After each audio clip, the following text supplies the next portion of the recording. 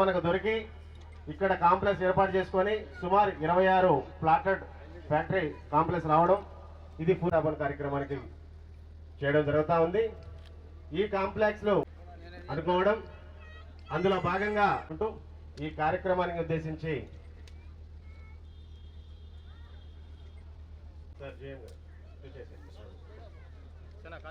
నూతనంగా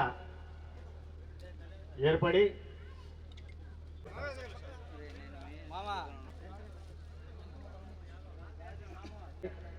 అందుకు అనుగుణంగా ఎంఎస్ఎంఈ పార్కులు అర్బన్ ఏరియాలో ప్లాట్ ఫ్యాక్టరీ షెడ్స్ ఏర్పాటు కాంప్లెక్స్ అవునా ఇంత మంచి కార్యక్రమానికి మన మంత్రివర్యులు దీన్ని ప్రారంభించి మనందరికి ఇవ్వడం.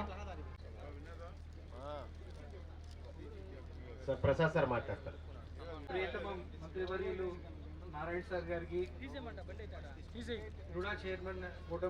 వందల మందికి పట్టాలు మొన్న క్యాబినెట్లో యాక్చువల్గా అప్రూవ్ చేశారు.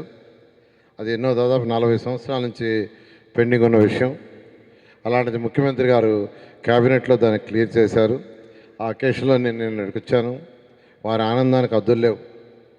ఎందుకంటే ఎలక్షన్ ముందు నేను ఇక్కడికి వస్తే ప్రతి ఒక్కరిని అడిగిందంటే, సార్ ఎంతో కాలం నుంచి ఇక్కడ ఉన్నాం, మా పట్టా స్థలాల మా కాగితాలు ఇచ్చారు, అవి తీసుకుపోయి బ్యాంకుకి తీసుకుపోతే ఈ పట్టాలు కాదు మీరు నివాసం ఉంటున్నారు ఇచ్చారు, చల్లవని పంపించారు, మాకు పట్టాలు ఇప్పించండి వాళ్ళు అడగటం.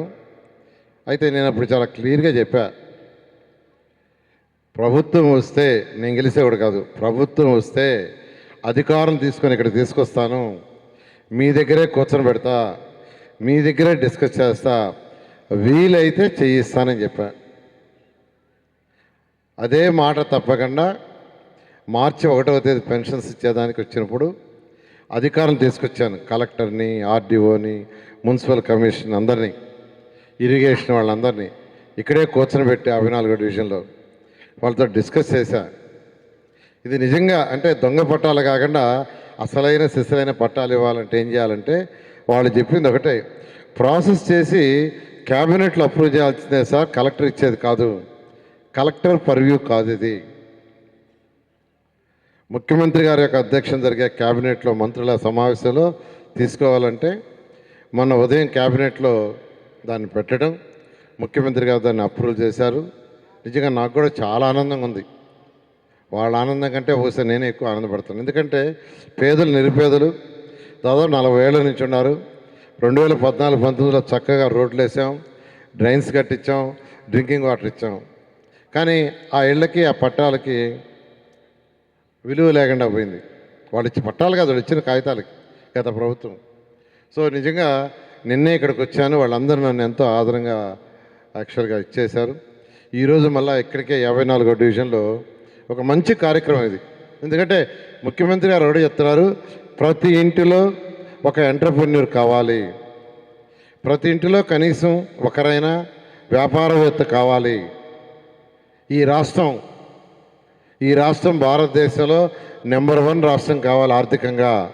అలా కావాలంటే ప్రతి ఇంటి నుంచి ఒక వ్యాపారస్తుడు రావాలి. ఆ ఉద్దేశంతో ఈరోజు ముఖ్యమంత్రి గారు అనేక దేశ విదేశాలు తిరిగి, యువనాయకుడు లోకేష్ కూడా అనేక దేశ విదేశాలు తిరిగి పెద్ద పెద్ద వ్యాపారస్తుల్ని రాష్ట్రానికి పిలిపిస్తున్నారు. ఈ ప్రభుత్వం వచ్చిన తర్వాత దాదాపు ఎన్నో కంపెనీలు వచ్చినాయి, పెద్ద పెద్ద కంపెనీలు వచ్చినాయి. అంటే కంపెనీలు రాందే మన పిల్లలకి భవిష్యత్తు ఉండదు. మన పిల్లలకి భవిష్యత్తు ఉండాలంటే ఉద్యోగాలు రావాలి, ఉద్యోగాలు రావాలంటే కంపెనీలు రావాలి, పెద్ద పెద్ద కంపెనీలు. అదేవిధంగా చిన్న చిన్న పారిశ్రామికవేత్తలు ఉన్నారు, చిన్న చిన్న పనులు చేసుకునేవాళ్ళు, చిన్న చిన్నవి, వాటికి ఎంఎస్ఎంఈలని అది ఒక కాన్సెప్ట్ తీసుకొచ్చారు. 175 కాన్స్టిట్యున్సీస్ ఉంటే 175 కాన్స్టిట్యున్సీలో ఎంఎస్ఎంఈలు స్టార్ట్ కావాలని ముఖ్యమంత్రి గారు ఆదేశించారు క్యాబినెట్లో. మొన్న 1వ తేదీ మన ఆత్మకూరులో రాష్ట్రం మొత్తాన్ని కలిసి ముఖ్యమంత్రి గారు యాక్చువల్గా ఆ కాన్స్టిట్యున్సీలో ఇనాగరేషన్ చేశారు. రాష్ట్రంలో ఉన్న అందరు మంత్రుల్ని 10వ తేదీ లోపల వాళ్ళ కాన్స్టిట్యున్సీలో దీన్ని శంకుస్థాపన చేయమన్నారు. ఆ ఉద్దేశంతో యాక్చువల్గా ఈరోజు 54వ డివిజన్లో ఈ స్థలాన్ని యాక్చువల్గా ఫైనలైజ్ చేసాం. ఇది 2.4 ఎకరాలు, మొత్తం ఇక్కడ 26 యూనిట్లు వస్తాయి. G+2 ground floor plus first floor 2 floors ఉంటుంది. 12 కోట్లతో ఫేజ్ 1లో అంటే మొత్తం 2.4 ఎకరాలు అయితే ఫస్ట్ 40 సెంటర్లు ఇక్కడ ఒక 26 యూనిట్లు కడుతున్నారు. 26 యూనిట్లు. దీనికి కేంద్ర ప్రభుత్వం ఒక 70% ఇస్తుంది, రాష్ట్ర ప్రభుత్వం 30% ఇస్తుంది, రాష్ట్ర ప్రభుత్వం ల్యాండ్ ఇస్తుంది. ఇది అయిన తర్వాత యాక్చువల్గా ఏంటంటే ఈ యొక్క కన్స్ట్రక్షన్ అయిన తర్వాత ఎవరైతే ఇంట్రెస్ట్ ఉందో అంటే ఇది ఇండస్ట్రియల్ లెక్క, ఇండస్ట్రియల్ లెక్క, స్మాల్ స్కేల్, చిన్న ఇండస్ట్రీ. ఎంఎస్సీ అంటే మైక్రో స్కేల్. దీంట్లో ఎవరైతే చేసుకోదలుచుకున్నారో అటు ఇసరాకలు లాంటివి కానీ, మైనపుత్తులు కానీ, ఇలాంటి ఏదైనా క్లాత్ కానీ ఏదైనా చేయదలుచుకున్నారో వాళ్ళు అప్లై చేసుకుంటే ఇండివిజువల్గా అయినా గ్రూప్గా అయినా 2-3 కలిసి 4 కలిసి అప్లై చేసినా వాళ్ళకి ఇది అలాట్ చేస్తారు. దీనికి సబ్సిడీ ఉంటుంది. ఎస్సీ ఎస్టీకి అయితే ఐ థింక్ ఆల్మోస్ట్ ఫ్రీనా 50%, ఎస్సీ ఎస్టీలకి 50% ఇస్తారు. బీసీలు ఓసీలకి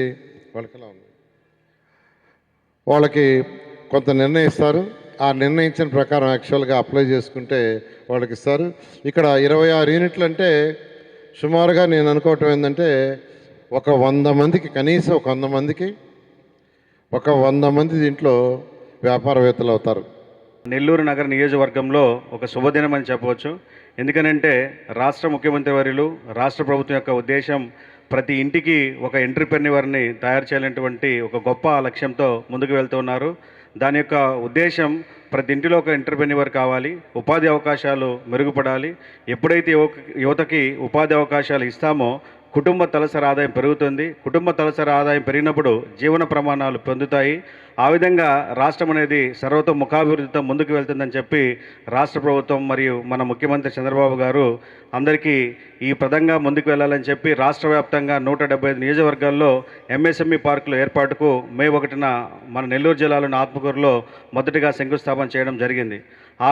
అందులో భాగంగానే ఈరోజు నెల్లూరు రూరల్ నియోజకవర్గంలో కూడా పొద్దున మార్నింగ్ ఆమంచర్లలో భారత్ సింధూర్ ఎంఎస్ఎంఈ పార్క్ని ఏర్పాటు చేశారు.